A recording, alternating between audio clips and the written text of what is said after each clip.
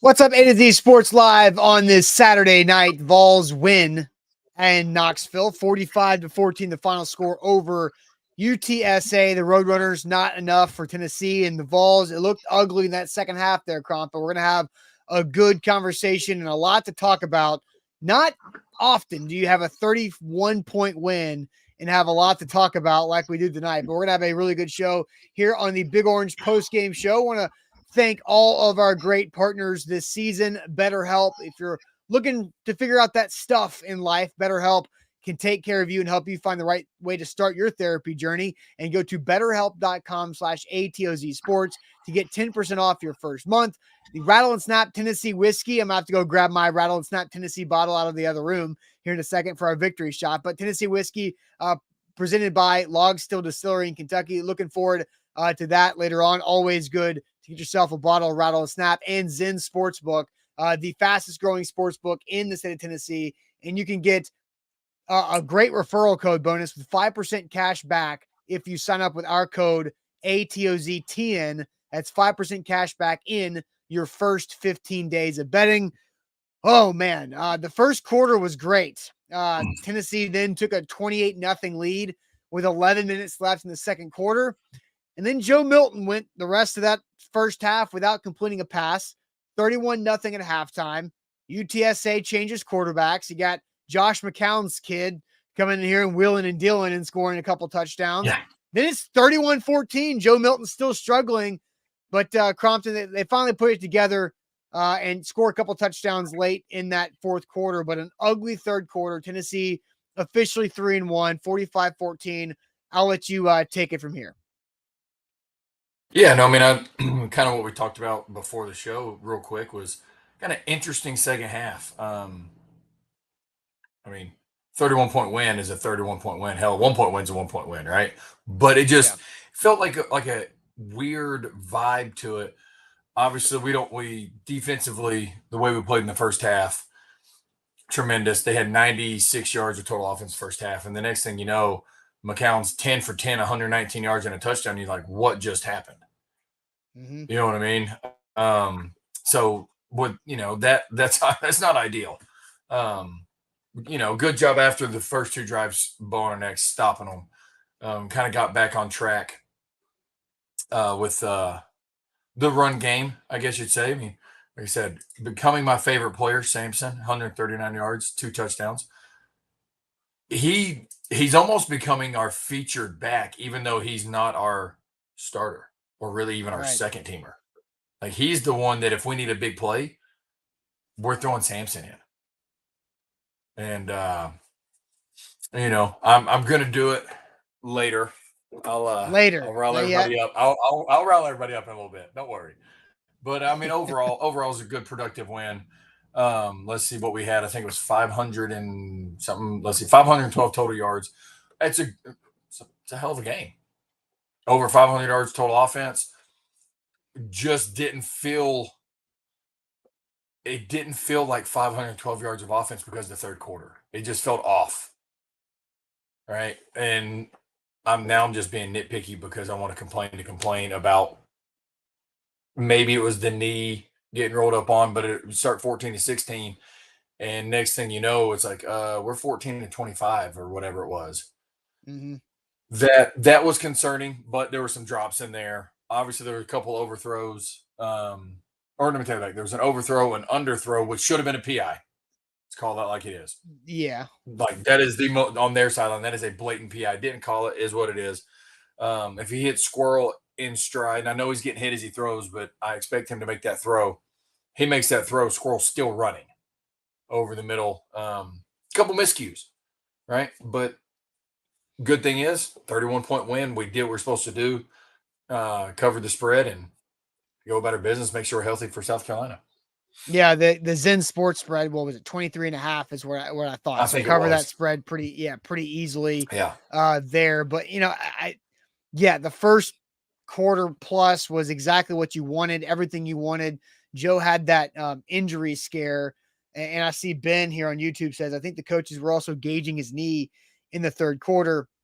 And we talked about this at halftime, Cromp. It was like, all right, you put him back in the game for the last 90 seconds of the second quarter. let him play that out. He overthrows a potential touchdown to Keaton down the left side. And you're like, all right, that's fine. Now 31-0. The defense needs to get a stop. And then 31-0, first drive of the third quarter. I think Nico can go in. But there was never the opportunity for the Vols to truly get Nico the amount of reps that I think we all wanted to see from Nico. And Joe it was weird. Like, we were texting about it in the game. At halftime, actually, let me correct. After the touchdown throw to Keaton to put the score 28-0, Joe was 14 of 16 for 156. Then he went 4 of his next 13. And at one point he was 17 of 31 entering the fourth quarter. Not a lot of yards for that. And it was just really ugly. And then all of a sudden now, the McCown kid puts up a couple touchdowns. It's 31-14. You can't play Nico because now you find yourself in this weird predicament. And I tweeted something, Cromp, and I want your opinion on this one, that I think it was okay to play Joe after that injury in the half, but it felt like Joe gained a lot of confidence for the first quarter plus. Then it felt like he lost all the confidence that he gained. And then you find yourself in a situation where now you have to play Joe Milton when you had an opportunity to pull him to get the young kid in. But now you got to play Joe to let him work through this stuff, this funk that he's in, to get out of that, because he can't just, leave the game on an 0-11 stretch and then go play South Carolina next week. You got to see some buckets go in. And so now that's costing Nico in-game reps are going to be pretty valuable just in case something happens in an SEC game where Joe goes down. Yes. All right. So I guess here's my question. What other team in the country is so enamored with their backup quarterback like we are? I'm just asking. And I'm asking that, and I'm asking everybody in a true, honest question. What other team is enamored so much with their backup getting reps like we are? I'm not saying Nico, we don't know what he is yet. Let's just call it like it is. Hell, he went 0 for 2 tonight. If y'all, hey, like last week, I'll go ahead and say it. Y'all wanted to say that Joe's stats, blah, blah, blah. Well, Nico was 0 for 2. So don't come at me and say, oh, it was 2 drops. But y'all didn't say that to Joe. Right. There's a story to every stat, right? Yeah. That's what I'm getting at is like, here's the concern. I'm just asking it is like, Joe played well. The knee injury is what's concerning to me. He came out with a I know it was a light brace. Yeah, it wasn't like an immobilizer or anything. Yeah. Yeah, but it's still a brace, which means there's something there. If it's just sore, you're not going to wear a brace. Does that make sense? Yeah, totally. He's tweaked something. I don't know how like damaging it is. Mm-hmm. That's what's more concerning, is because that does hinder you throwing with your lower body as a quarterback. I guess the most concerning thing to me was why at that point were we taking all the deep shots after a knee injury? That's what I want to know. All right, so there's a lot of good conversation here. So I think why they were taking the deep shots is because I felt like they knew their wide receivers could get off the line and beat the corner initially pretty quick. So Joe could step back, right, identify and let it go and not hang. Why not do that before? Why not do that early instead of late after a knee injury? That's what I'm getting at. I mean, they did early. That's how Keaton got up. They got up early, with taking some deep shots. Yes, but we did it 3 straight plays on the first or second drive. Yeah. We didn't do that early. I'm just saying it just seemed more consistently deep. Now, Keaton, the one he got banged up on, like I said about Joe, I expect him to make that throw to Squirrel. Yep. I expect Keaton to make that catch. Yeah. And there was it's not an easy catch. But that's I expect him to make it. And the guy, Keaton laid out for that one, and he got hurt doing it. So it wasn't for lack of effort by any means. So I think, you asked the question, what other school is obsessed with their backup? And, CM should say UTSA should be obsessed with, with the McCown kid. But TJ says Texas probably. And, Texas has Arch Manning. They're not. Arch Manning's third on their depth chart. Because Quinn, and this This is the difference, though, because Quinn Ewers is playing well. Quinn Ewers got that signature win in Alabama a few weeks ago, and there's another backup scholarship quarterback behind Ewers before Arch. You got Joe Milton. Your other scholarship quarterback is starting at Indiana. Taven Jackson's not here, right? So I get it, but Joe and it's Nico. And so if Joe goes down, you got true freshman Nico with no experience, and then Gaston Moore walk on behind it. I think that's why Tennessee I get fans it, but want it's to see everybody Nico get prepared enough just in case. It's not. See, you're the one that wants to be prepared. You're on that. That's side. me. Yeah, that's fair. That's me. That's right. No, I'm agreeing with you. Yeah, like totally getting prepared. You know as well as I do. You see these comments every week. It's we should play Nico. We should not. Let's get him prepared. Those are two totally different. Fair. Yeah. Conversations here. Getting your backups prepared. Every team should do that. I'm saying we're enamored with this should be Nico's team. Nico should be the starter. Do you see what I'm saying? Like we're 3-1 for God's sake. Like it's not like we're 0-4. If we're 0-4, I'd probably be saying the same thing. Like, hey, we should probably make a change here. Right? But we're not. We're 3-1. Did we play bad last week? Yes. But was it the quarterback? No, it was everybody. Sure. Everybody played atrocious last week. Both tackles played horrendous last week. Right? We couldn't run the ball at all last week. We couldn't cover a soul. We couldn't run. We couldn't fit the alley in the run defense.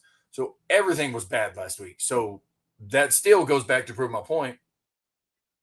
That's not a Nico conversation. But every week it's Nico this, Nico that, Nico this, Nico that, rather than why don't we focus our time and our effort on the people that are playing and producing and putting up the numbers that we need to win. Sure. I understand with you completely. Yeah. We always need to have our backups prepared. Always. That's a winning culture. Yeah. It's about, for me, it's the missed opportunity against Austin Peay. And then a missed opportunity tonight where you're supposed to put away, the money games where you're playing a group of 5 school or an FCS school. And this is the chance to get Nico and all the other reps, all the other true freshmen, the backups. Reps. Yes. And I now agree with Tennessee might be 2-0 on the scoreboard in those games, but they're 0-2 in the game of getting backups and young kids valuable experience in golden opportunities, because now they don't have it. The schedule is South Carolina. You get a bye week, Texas A&M. Then you got Alabama. Then you got Kentucky, and you got to win those games. I agree with you. I agree with that. And so what happens now with some depth? Because you saw several players go down in this game with injuries. And I think it's a pretty big concern that Tennessee has not been able to take advantage of a couple opportunities with that. All right, A to Z Sports here live. This is our Big Orange game day show. I'm Austin Stanley filling in for Charlie Burris, who is probably frustrated that he didn't get to see Nico play more because Charlie got to go to the game tonight for the first time in a few seasons doing this with Cromp and on all the game days the last couple of years. But so let's get to our question here. We want everybody's involvement. One word. What is one word to describe tonight's game? One word to describe tonight's game. But first, let's talk about BetterHelp. If you're a Tennessee fan like me, man, the Vols hurt. They shave a lot of years off of my life, and BetterHelp can do that. They'll help you deal with the roller coaster of college sports and the roller coaster of life, messing with your happiness and preventing you from achieving goals. Look, clinical mental health is an issue. If you have any anxiety or just stuff that we as humans go through and have a hard time now and then, therapy can give you the tools to approach your life in a very different way. That's where our sponsor, BetterHelp, comes into play. BetterHelp's mission is to make therapy more affordable and accessible. And this is an important mission because finding a therapist can be really hard, especially when you're limited to options in your area. And BetterHelp's platform makes finding a therapist easy because it's online, it's remote, and BetterHelp matches you to a professional therapist in just a few days. And you can use our link, betterhelp.com/ATOZ sports, to get 10% off your first month. So see a therapist for whatever that stuff you got going on is, and use our link, betterhelp.com/ATOZ sports, to get 10% off your first month. So one word, what is one word to describe the Vols game tonight? I'll start with some comments before we get to Crompton's answer. JJ says excited. Interesting. Not expecting that. Travis says bland. Mr. Jones says cupcake. Pat says perplexed. Crystal says roller coaster. Charles says frustrating. Wes says enough. Eric says incomplete. Daniel with better. Sean Gill with meh. CM with uplifted. David with Munson. Randy says productive. TJ says next. Predictable coming in from Travis. Wes just is calling for you to come back and have your 6th year of eligibility. Would it be 6? Oh, honestly, who knows at this point? Way too many. Nick says Samson. Ethan says uninspired, nervous coming from Jordan. Squandered says rights. So Crop, what's your one word here? I'm gonna go just short, sweet, to the point, and say like expected. We're 23.5 point favorite. We should win by multiple touchdowns. It's I know, like I said, we felt kind of weird about it, like the vibe of it, but it was still, I expected us to go do what we were supposed to do, and I felt really good at when we're up 28-0. I just really wish our defense would buckle down. And we've said this before, our secondary does get suspect in times. Mm-hmm. Right. That's where my concern is for SEC play. Exactly. When we get into like a heart of SEC play, that's where my concern is. Not the offensive side of the ball and scoring points or doing this or that. My concern is holding them to under 35. Under 35 for South Carolina. Now, they just started their game against Mississippi State, and so it's in Columbia, it looks like. I don't know. So, I don't even know who. Can both teams lose? Does that work? No, this is not the NFL. In the NFL, you can tie. Not anymore. They won't let us. It was worth a try. I think isn't it this year that in 3rd or 4th overtime you just do 2-point conversion plays? No touchdown yet. Which is it's just so weird. You got to go for 2 in the 2nd overtime. Then the 3rd overtime on is just 1 2-point play back, just all. Yeah, it's like penalty kicks. I don't know what we're doing. Like, I just don't get it. I'm not on board with that. That's just yeah. So your one word's expected, right? Yeah. My one word is lame. Like this, just kind of had a lame feel to it. It was an opportunity to get right. And I think Joe Milton looked like he was going to get right with how this game started. And then all of a sudden it goes wrong again. And now you got to work out of that wrong. And then you got to go find out how you can score some points in the second half to get comfortable with this. And so I think lame is the word for me. And I like the way that Joe ran. I like the way Dylan Sampson and Jabari Small ran. Then Jalen Wright gets hurt. And that's not good. Then you got some other injuries you got to deal with. Ramel Keaton goes down. And then finally, Nico comes in the game. It's like 7.5 minutes left. And you're like, all right, they finally did enough for Josh Heupel can get Nico in the game. And he hits Thornton right in the hands and the guy drops it. And now all of a sudden it's 4th down and you're punting because of a couple stupid other plays. And so I think it's just really lame because fans want to see Nico. I know we just talked about everybody being obsessed and probably too obsessed with the freshman quarterback, but that's why people want to watch the second half of this game. Yeah. They're sticking around to see this guy. Everybody understands Tennessee should beat UTSA running away by multiple touchdowns, but they want to see the future. And I think that's where the lameness feels, is because the defense can't do enough to help either.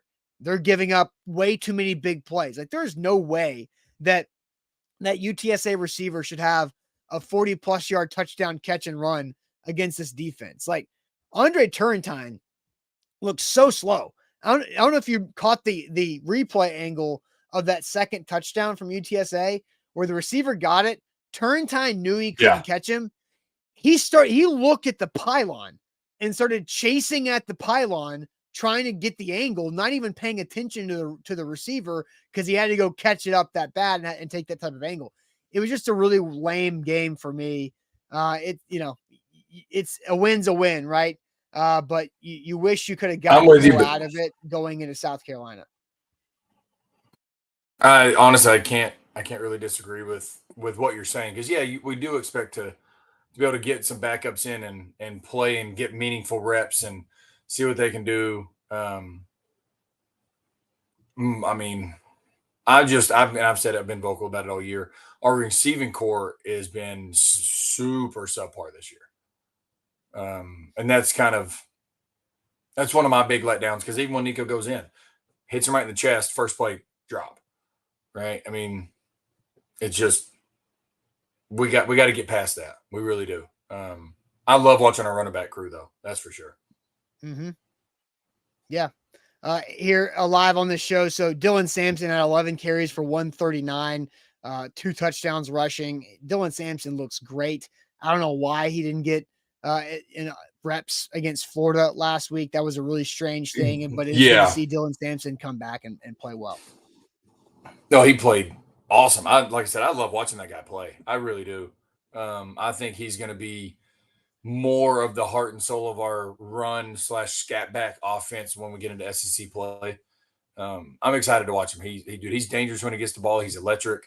He's what we're wanting and we're starting to get used to rather than just the old school, like Derrick Henry body style. You know what I mean? Mm-hmm. Yeah. With the receivers, like Keaton had one catch. That was it. ESPN.com doesn't show targets in college like they do for the NFL. So it's kind of hard to judge, but Brew 3 for 30, Squirrel White 4 for 29, Thornton just 2 for 24. Caleb Webb had a touchdown, 2 for 22, Samson 1 for 20.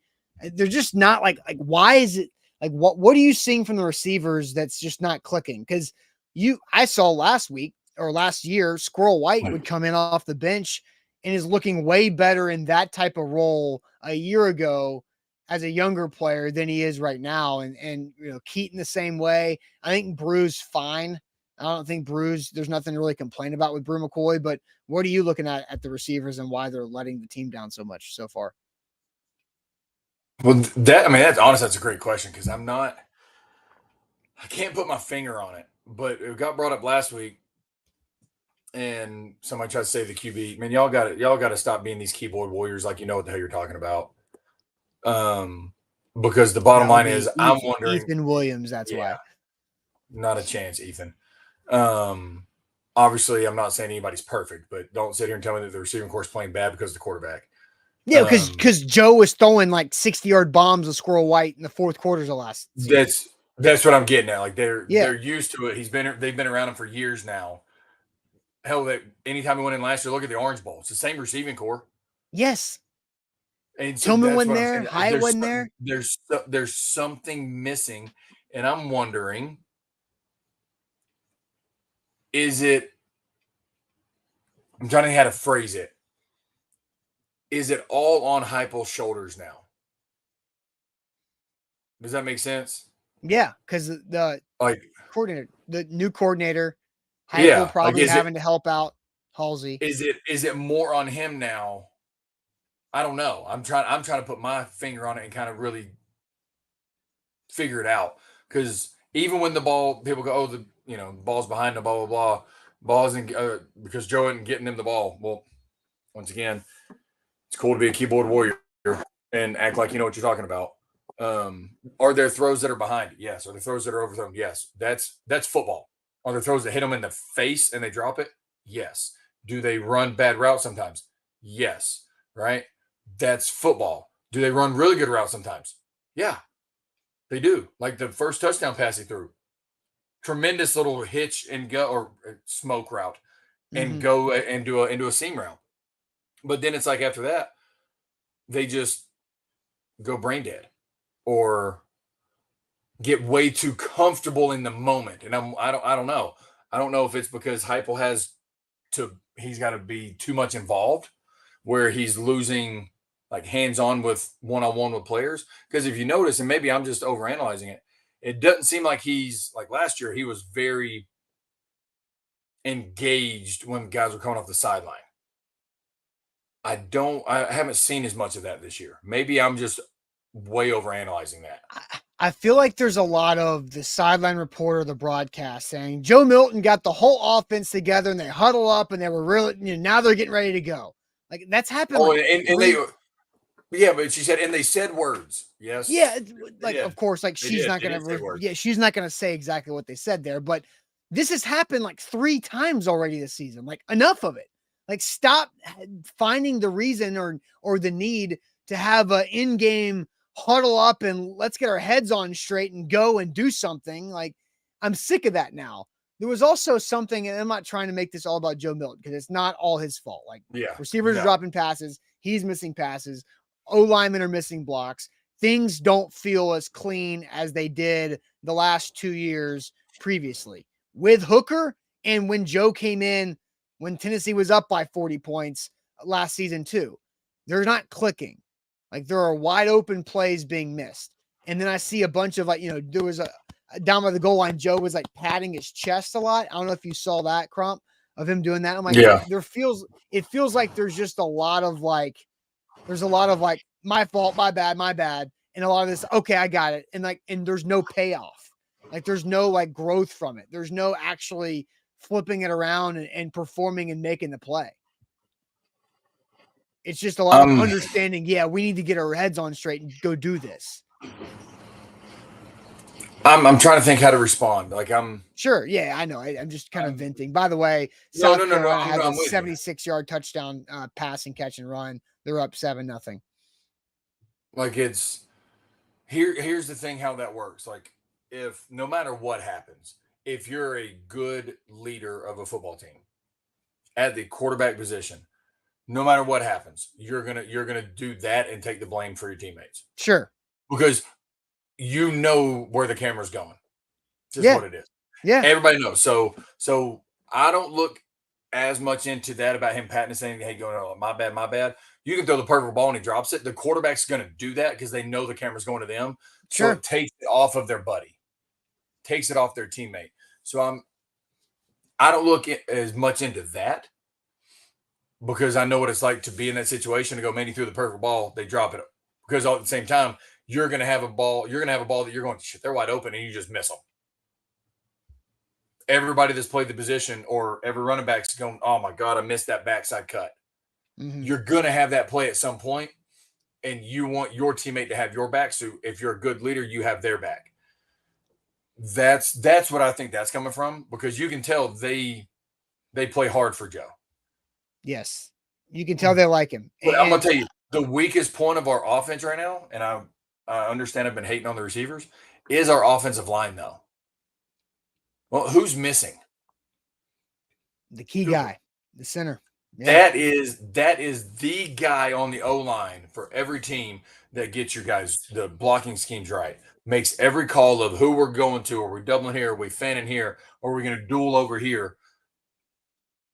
It's not as crisp when he's not in there. It's just not. Right. So that's where I'm leaning more. I think he plays a bigger role than we really think. Fair. No, I mean, I definitely think Cooper Mays is a big deal here. Ben says, Austin, are you ever going to quit comparing Hendon and Joe? I mean, seriously, man, stop it. Look, this is the first game day show I've done. I don't know if there's another time that Ben has banked in his mind where I've just constantly compared Hendon Hooker to Joe Milton. I'm not. I even said last year when Hendon and Joe were playing in the games, things were clicking better. The Orange Bowl, Vanderbilt, Missouri, when Joe came in, when they were up by a bunch of points. Like there's last year was different. Last year was clicking. Come on, Austin. Come on. And he says like, you're reaching on all this. No, I think there's something off this year compared to last year. And it can't all be Jalen Hyatt, And Ben says, in fairness, it's all I've heard from Knoxville. I am not in Knoxville. I'm in Nashville. I'm not on Knoxville radio. So Ben, don't loop me in and group me in with everybody that you listen to daily with Knoxville radio when I'm not on there doing that. That's insane. But like, this isn't just because Jalen Hyatt's not here and he's up in New York, not catching passes from the Giants because they're not throwing him the ball. Like, it's not because he's fast enough to run under everything else. Like squirrels dropped off. Like, but I also understand they all have. And there's something different, and I just can't put my something finger missing. on it. And that's where it's frustrating for me. Going, why can't I figure out? Cooper can't. Don't get me wrong, he's super valuable and important, but it can't be just because he's not playing. You know what I mean? It can't be just because Ghost left.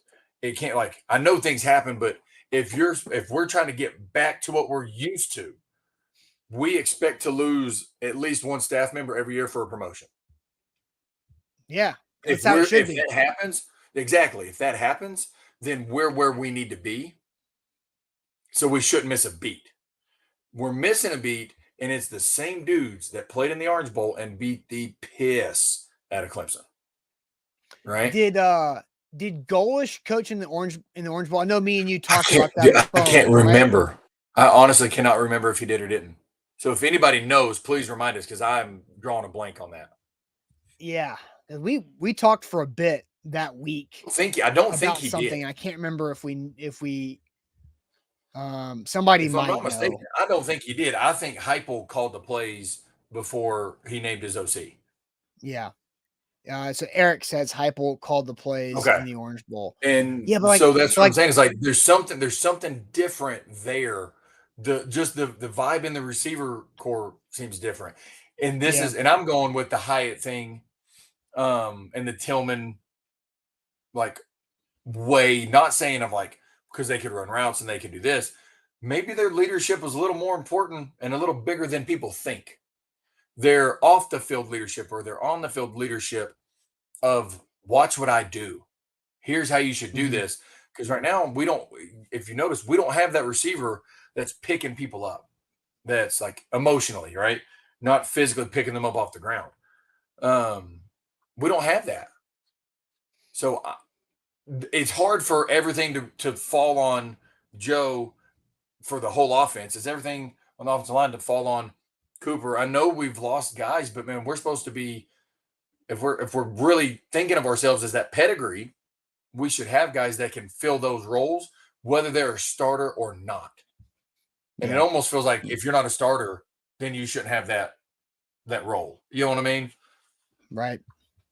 Yeah, I want to get to a couple super chats before we get to our. Let's go ahead and ask the question so you guys can start filling in your comments with this. How do you grade Joe Milton today? We do this every post-game show. How do you grade the quarterback Joe Milton's play today? He was 18 of 31 officially for 209, 2 passing touchdowns, ran the ball 5 times for 89 yards, and he had the 81-yard touchdown run on the first play of scrimmage. So how do you grade Joe Milton's play today? A through F, A plus through F, whatever you want to be. But a couple super chats as these grades roll in here. Timothy with 2 of them says maybe the Vols should do the veer for the running game and get all 3 running backs in. And then honestly, you know what? Hey, I'm not mad at that. Those dudes are good. They are. I think you have to recruit a different type of offensive lineman to run the veer compared to what they got now. True. Timothy says, our fans have a man crush with the backups. It's kind of sickening, and they find out when they're not ready. It's the coaches aren't doing their job. So it's like catch-22 on that, which is kind of funny. Yeah, it's like, why aren't the backups better? The coaches suck. Develop better.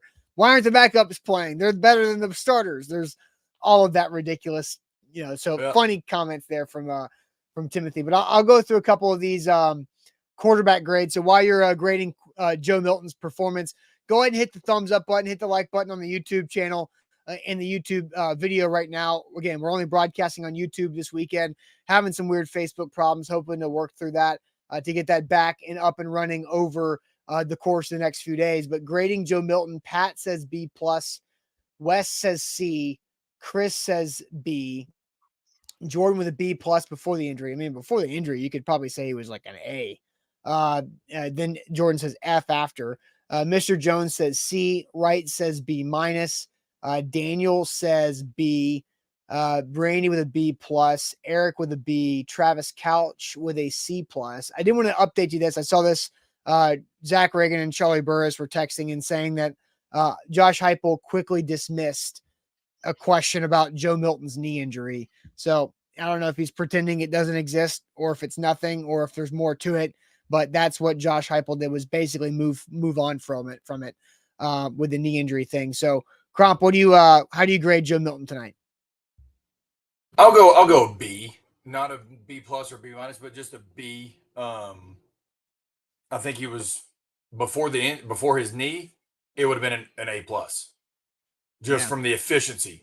After that, I think a lot of things kind of played into it, play calling, trying to make sure we get back up on the scoreboard because the defense gave a couple touchdowns, all that. So I think that brought it down to a B. I'd say the low end of a normal B, not a B minus. And the reason why it stayed there is because of his ability and willingness to run tonight. Yeah. So a B. Yeah. I think I was pulling up the play-by-play numbers because there were a couple moments early third quarter that really were the pendulum swing. It was the incomplete pass to, I guess it was the second possession of the second half. He was incomplete to Squirrel. That was on like the skinny post where he had Squirrel. He threw it behind him. He should still be running right now. Yeah, I mean, it was so open. Then he was incomplete to Squirrel again. And then that's when he overthrew Keaton, and Keaton got hurt, I believe. It was those couple of plays where he had Squirrel. He basically had a 60, 70-yard touchdown. And you're like, oh my gosh, come on. Like, you're that far away from being an A. Because if you hit one of those and you score a touchdown on that drive with a big play, now it's 38-14 or 38-7, and you're done for the night, and you just get to go home, and that's it. Yeah. I agree. So I say my official grade is a. You said B. I have a hard. Yeah, I think B's okay. Yeah, no, I think so. I'm gonna do something real quick. Who is it? Is it Mr. Jones that keeps putting on here? He lost his job at two schools. Okay. Yes. I got a question. I got a question real quick for that individual. Who is your professional sports team? I'm just curious. Just please answer the question. Well, Mr. Jones watches a lot of our Titans shows, so I'm just going to say by default he's probably a Titans fan. And probably so, but I'm just curious because you know how some people grew up a random, Cowboys fan or what. Sorry, I was reading another. And I'm going to ask that. I'm waiting on his comment before I finish. So once they comment, I will. He is a Titans. I know he's a Titans fan, so you can just go ahead and go because he watches Titans shows all the time. Because he hates Will. He hates who? He hates Will Levis. I don't. We're on the same page with that one then. But just what I'm trying to say is, you sit here and say, "Oh, we lost a job at two different places." Well, every professional sports player loses their job at some point. A trade is losing your job. A cut is losing your job. Getting benched is losing your job. Does that make sense? So stop sitting there going, "Oh, he lost his job at two different schools." Then stop watching sports. Bottom line. Yeah. Stop watching sports and stop trying to act like you know what you're talking about when it comes to this, because you're just trying to rile people up being a keyboard guy. That's that simple. You said it like 7 times tonight. You're just making yourself look and us know that there's zero sports intelligence behind it, like at all. It's very rare. It's very rare and unique that somebody can go through a high-profile sports career and go out like Tom Brady, go out like Jerome Bettis, go out like Ben Roethlisberger, right? Who got to play in one spot or two spots for a long time. Think about it. If we go about that route, Tom Brady technically lost his job because New England didn't want to re-sign him. That's losing your job. They allowed him to go to free agency. You're right. You see what I'm saying? Like that is, hey man, we don't want you back, so we're not going to cut you because your contract's up. Have a good one. That's losing your job. So stop acting like you know what you're talking about. Like it's that simple. And because it's always, well, we want to hate on the quarterback. All right, well then and I'm not saying this to do it, but if that's the case, because of your logic that you went with last week on the show, hate on Nico for going 0% tonight. That makes 0 sense to do that because it's dumb. It was a drop and he caught it out of bounds. Mm-hmm. Know what you're talking about before you try to talk smack about a player that is so much better than you are. Yeah. I mean, take it for what it's worth. It's just Travis how I look at it. Do I sense a celebrity boxing match with someone in the comments? Well, that would mean somebody Not in the a comments chance. would have to be a celebrity. Not a chance. Listen. And I know.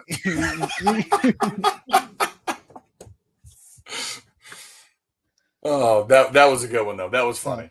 Yeah, that was funny. Thank you. Appreciate that. Let's see. Alea says if Nico did get subbed in and threw 5 picks, the same crew would be screaming at the coaches for pulling Joe. I mean, there would be some of that. Remember though, Austin, your reasoning is totally different and logical compared to what a lot of comments have been over the past 4 weeks, right? Yep. Yours doing it because you're like, hey man, we want to plan for the future. We need, and it's not just Nico. We need to get all 5 linemen in. We need to get running backs in. We do. We need to get tight ends, receivers, D linemen, all down the line. That's what these games are for. No, and I thought you were better tonight, like score wise, I guess you would say, than we did against Austin Peay. Austin Peay was the day you should get your 3s in. Yeah, you know what I mean? You should get all your number 3s in that game. Those dudes came to a boxing match. The governors of Austin Peay, they came out fighting for that. All right, so let's go ahead and get to our rattle and snap Tennessee stat of the game. Make sure you can make your own luck. I've got it right here, baby. I got my rattle and snap Tennessee whiskey right next to me from Log Still Distillery. Great stuff. Make your own luck. And this is the 4-year that I've got here with me. Cromp, I know you've got some back at your place. So rattle and snap. It's based on the game of chance back with what they did back in the 1800s, and they brought back rattle and snap Tennessee whiskey just about a year ago, a little over a year ago, and they've been with us for a while. And so run, don't walk to your nearest liquor store. If they don't have Log Still's rattle and snap, ask them, get it to them. It's in Tennessee, Kentucky, surrounding states as well. So rattle and snap Tennessee whiskey, Tennessee stat of the game. Cromp, you got a stat for us? I got a positive and a negative. Does that count? All right. We want to start with the negative first so we can end positive? Yeah. Here. Yes, you do your negative. I'll also double down on negative, and then you can do your positive after that. Sweet. My negative is 18 of 20 in the second half by my count. 18 of 20 for 170. That hurts me to my core. Going as we got to get our secondary. We've talked about this every week too. We got to get our secondary playing better. We do. That's bad. I mean, kudos to that kid because I'm pretty sure he'll be starting next week. But yes, you know what I'm saying. But it always seems like we do that. Our secondary does that to quarterbacks. It's like, oh, you're not that. Oh, yeah, I guess you are pretty good. You know. But that was my negative. Yeah, not a lot had the pedigree of a McCown. But man, Owen McCown, just watch out for that 15-year NFL career as a backup, making a bunch of money. So that's a pretty good stat. Here is my negative stat, and this is a multi-game negative stat. Nico this season is 2 of 5 passing for 11 yards. And the Vols are 3-1. Now, these 3 wins should have been where Nico was getting realistic, legitimate numbers. But in those 3 wins, Nico only has 2 completions for 11 total yards. It's just a big missed opportunity because the Virginia game I can see because it's game 1 and they were a Power 5 team. Now they're bad. Bad. But Austin Peay and tonight for sure, like. He should be not once again, and it's not just him, but should be able to have at least a quarter and a half playtime. Yep. And it's not all his fault. It's not all Joe's fault. It's the defense's fault. It's drop passes fault. It's missed assignments on the offensive line. It's a lot of people's fault for why Nico, especially the Austin Peay game. but for why Nico doesn't have more than just 5 pass attempts in at this point of the season. Because when's the next time you're going to see Nico? Probably November 4th against UConn. Unless there's an injury. Yeah. You hope that's the last time you see exactly. Nico. Exactly. Well, right? We hope that because we're smart. Some people. Yes. Yeah. Yeah. Me hoping. and you, right? And a lot of you guys in the chat, No, and 98% of the people, there's that 2% that just like to. Yeah. Because, here he goes. This is it. South Carolina, Texas A&M, Alabama, Kentucky. Those 4 games. South Carolina, looks, not terrible right now. They're trying to drive in to score late first quarter against Mississippi State to go up 2 touchdowns. But Alabama got a big win. Texas A&M doesn't look great. Kentucky just demolished Vandy, and UConn lost to Duke by 30 points. So, if you can't get shout out to Nico Elko. time, yeah, fair. But if you can't get Nico time against UConn, then you're moving on this season without and truly not knowing anything about your quarterback next year. So that's my Tennessee Rattlesnap. 2 for 5, 11 yards in the season. We'll talk about, just say, remind me to talk about next year here in a minute after we do our positive stat. Okay. All right. Positive stat of the game for me. Bring it. 12.6. My guy Sampson, 12.6 yards a carry. Give this kid the ball. Give him the ball. Right? He's dangerous as hell. Inside zone, excuse me. Inside zone in the run game is one of the most dangerous run plays on offense and defense, though. Okay? Meaning the backside linebacker, if I'm running right, would be the left linebacker, is unblocked. That's just how it is. So that the tailbacks know, backside guy is mine. Mm-hmm. Go back and watch the tape and see how many times the backside linebacker touches him. Dude's good. Dude's shifty. He can set him up in the hole and have that cutback at the right moment. Somebody said, Eric said, I knew you were going to go with Sampson. Am I that predictable now? Yeah, you telegraphed that one. I did. Dude, but just watching him play, he reminds me of Kamara. Little. Just how he runs. Yeah. I mean, honestly, with how he runs, how dangerous he is with the ball. I mean, I'm excited for this guy's future. I think he's going to end up getting a lot more reps down the road, which is a positive for us, because then we still got Small and Wright that are we got a 3-headed monster. Yeah, you're not joking. I just I did find another stat because Zach Reagan just tweeted this out. Let's see, I got to do my calculator math here. Because did you hear that Tennessee averaged 17 yards on first downs in the first half? That's insane. But that's not too shabby. Yeah, but for the game, averaged 12.9 yards on first down throughout the game. Now, very skewed when you have an 81-yard touchdown run on the first play of the game, right? That throws some things out of whack, but still. Well, and my guy Sampson with a couple 40-yard runs too. Yeah. So they, it's a big deal. They led the country last year in average yards on first down, and it's 1.5 yards less going into tonight.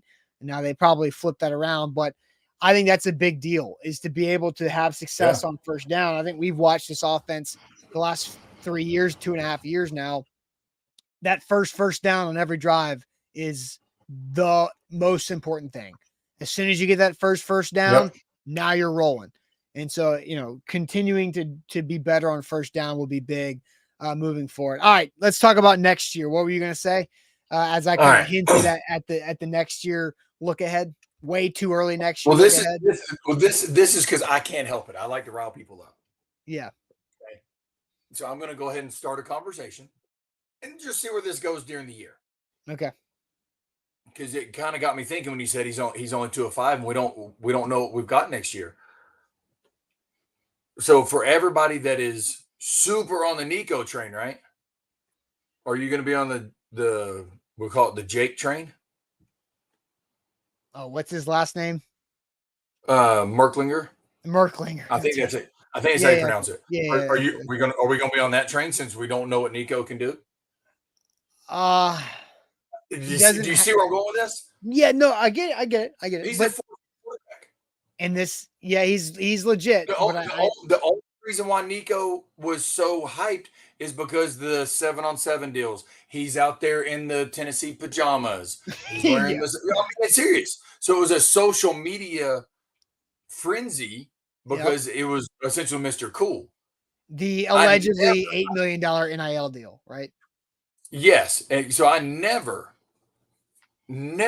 heard anybody talk about, oh, well, he can do XYZ when it comes to football. It was always just, oh, just look at him throw. Okay, well, can he read a Tampa 2 defense? Can he read a strong cloud? 7-on-7s don't tell me a damn thing. No. That's what I'm trying to get at is everybody just goes off a hype of, oh, the ball's really pretty when he throws it. It is. Well, you know what? Hey, let's just say, well, it is. But watch this. Casey Clausen didn't throw the prettiest of footballs. Casey lost less than 10 games in his 4-year starting career. Hey, you know who else didn't throw a pretty football? Peyton Manning. But do you see where I'm going with that? Yeah. Like I was exactly. I had to make sure I had his name right, so I looked it up. We are the only school that I know of, and now obviously I'm biased because I pay attention to us and not a lot of other schools. So I'm saying it that way, that we pay so much attention always to the backup quarterback that we try to always degrade and diminish the starter. Well, the backup's better. What happens if he's not? Yeah, and look, and you've been through this, right, a lot personally on both sides of it, right, as the backup and as the starter. And then I think here's the other thing, because I was at SEC Media Days, where Heupel was talking about the rarity of Joe Milton's situation. Like, he's a 6-year guy who has, yes, transferred once, was the starter, got hurt, Hooker came in, now it's his time again. Like, that doesn't happen that often. So I think it's kind of the perfect storm of 6th-year guy in Joe Milton because of the COVID situation and everything else with over the last few years of college sports, and having questions about him, plus 5-star shiny toy Nico Iamaleava, who's got an amazing name, great charisma, NIL money out the wazoo. It's the perfect storm of everything over this last couple of months. And okay, so I'm with you. So what happens if I haven't seen the score? I don't know an update. What happens if Notre Dame gets beat tonight? Are they going to say the same thing about 6th-year quarterback Sam Hartman? Probably not, because Sam Hartman's been productive though before. Joe has not had production in the previous 5 years. I'm not saying he hasn't. That's the rare thing about it. But nobody's had production until they got to play significantly. Yeah. The reason why he got pulled against Pitt is because he got hurt. No, he didn't get hurt against Pitt. He's not getting pulled during Pitt. No, for sure. He got Wally pipped. He got hurt. Lost. He got hurt. He got Wally pipped. He got hurt and he lost his job. Exactly. So that's what I'm saying is, like, if he doesn't get hurt, we may not know who Hooker is because he may just ride it out with Joe. Obviously, we're just going on the past. We don't know. Sure. And Nico was not the number 1 player in the country. He was the number 4 quarterback. So that right there, your math ain't mathing, Mr. Jones. And that's not a slight on Nico by any means. I'm just saying Mr. Jones needs to get his facts straight. Hell, they even showed it on the damn TV tonight. He was a number 4 pro style quarterback. But that's not a slight. SEC Network going off of ESPN recruiting rankings. Like, ESPN doesn't need to be in the recruiting business. No, I will not disagree. I won't disagree. But who are the ones actually giving out these ratings? That's a whole can of worms we can go down. No, for sure. But I do think, I think today, look, it's always gonna be tough, right? Just like NFL draft, just like, recruiting. Oh, exactly. Roll the dice, right? Exactly. But I do think right now you've got 24/7 and On3 who are both doing a phenomenal job at trying to modernize the recruiting process and do a good job about how they evaluate players. I think it's a good process. It's just never going to be perfect or great. Well, no, and nothing. You're right. Nothing's ever going to be perfect. And NFL draft is one of the most overrated things in the world because of how they try to evaluate instead of watching the tape. But once again, that's a whole can of worms that we don't need to go down that rabbit hole because we don't have enough time in a day to talk about that. Mm-hmm. But I guess what I'm trying to get at is we always do this. Are we going to say the same thing with Jake when he comes in January or July, whenever he comes in? I don't know when he said he's coming in. because why not? And you can't, like, the 6th year argument is not valid to me. It doesn't matter to me. It doesn't. The fact that he's been around for 6 years doesn't matter to me. I think it's more about that It he honest, just doesn't. I don't think it's that he's been 6 years. I think it's the fact that he's been around and hasn't proven anything on a consistent basis.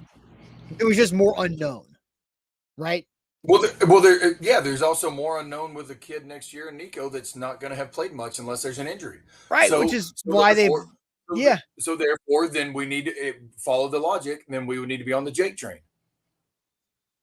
Well, I mean, what I'm saying? Because since there's an unknown, well, we don't know how he is. So the first incompletion, oh God, we need to go with Jake. That's why I'm saying they better damn sure get Nico some reps against UConn. So we don't have to mess with this. But you see what I'm saying, though. Yeah, no, I get you. It's the logic of guys. Every time there's an incompletion or a bad play, it's not always on Joe. I'm not saying he's perfect. I'm not saying he's a first-round draft pick. That's not what I'm getting at. Mm-hmm. But stop blaming him and look at the whole picture and go, one, was the play call? Was it a run, a pass, an RPO, play action, whatever? Did the linemen actually make the right calls? Did the running backs do their job? Did the receivers run the route? Did he throw a good ball? Did they drop it? Those things, just because it was an incompletion, it's not 100% the quarterback. That's what I'm trying to get at. Yeah. It is sometimes, but it's not sometimes. We jump the gun and just go, oh, well, we got Nico in the back. Nico's good. Nico's not played. He's 2 of 5. I know. It's so frustrating. But that goes for every. But here's the thing: we're 3-1. So what does it really matter? I think the problem is more. It's not that. What does it really matter? We're 3-1. Yeah. Now, should we be 4-0? Yeah, because we played like poo last week. And the whole team played like poo. The whole team, minus Jalen Wright. Jalen Wright can excuse himself from the poo pile, but other than that, everybody else sucked.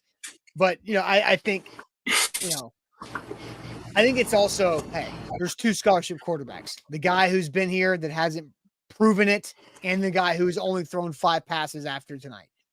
Those are the only 2 scholarship quarterbacks, and it's thin, and you should have done more to get the guy more reps who's going to be here for the next 3 years. No, he may not. Today's world of transfer portal, who knows? That's right. He may not, which that's another can of worms that I want to get into. Me and Mr. Jones are just, I'm having a good time with this one. Excuse me. Joe's supposed to be the leader, so if the offense struggles, it falls on him. So no, the right tackle trips. Hold on. The right tackle trips and falls. Damn it, Joe. Come on, man. Come on, Joe. Make sure he doesn't trip. Right? Or the center doesn't get a good double team. Come on, Joe. Yeah, look, Joe Milton. That makes a ton of sense. I think Joe Milton did a great job. That's for any quarterback. Right. I think Joe Milton did a great job after the Florida game of doing what a quarterback's supposed to do in that spot. Right. Did his job. Yep. His fault. He's got to be better. End of story. That's exactly. And you just move on. You stop dwelling on it. Yeah. Joe Milton's done everything he's supposed to be doing off the field. Has he been perfect on the field? No. Has he been let down by teammates? Yeah. At times. So it's just here's another good one.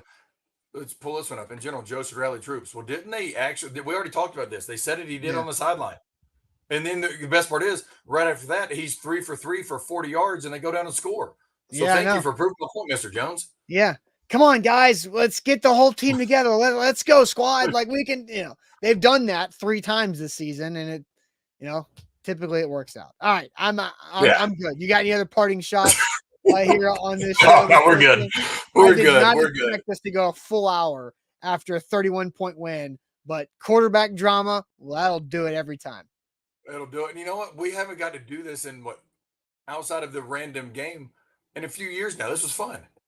That's right. I know. That's why we're talking so long, because me and you haven't talked on air for a long time. I know. That's why we don't care. Screw everything else. We just want to hang out and talk. Yeah, exactly. All right, everybody. Appreciate you guys for watching. Great show as always. Hopefully Facebook will behave next week. But I want to thank our partners one more time. BetterHelp, you deserve to be happy. If you've got some stuff in life, which everybody's got stuff, right? Make sure you can use therapy to your benefit. BetterHelp.com/ATOZ Sports for 10% off that first month. Also, Zen Sports. Sign up with Zen Sportsbook. It is the fastest growing sportsbook in Tennessee. Use our referral code ATOZTN, and then you get 5% cash back for your betting volume the first 15 days. That's awesome. And then Rattle and Snap Tennessee Whiskey. I got mine right here. A little post-game action that we got here. Rattle and Snap Tennessee Whiskey. Go to your nearest liquor store to get that for you, or tell them, hey, you need to get some Rattle and Snap from Log Hill Distillery because it's great stuff. All right, Crump, have a good night. Good night to everybody else. Tomorrow, Big Titans Day, so we'll see you guys throughout the day on Sunday, and Big Orange Podcast live on Monday night. Thanks, everybody, for watching.